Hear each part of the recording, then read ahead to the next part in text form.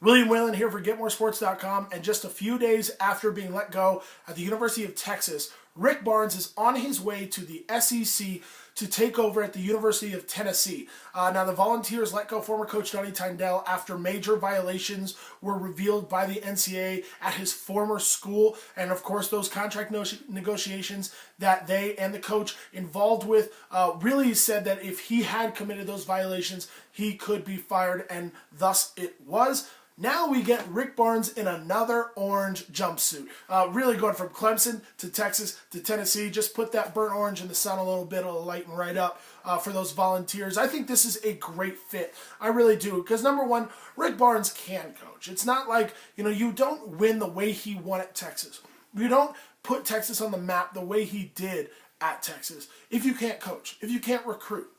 Now the question is, can he take that success and can he take being from at one place for 17 years, can he adjust again? Can he go through another transition, create new connections, find new recruiting grounds? Because at Tennessee, you've got to recruit Memphis.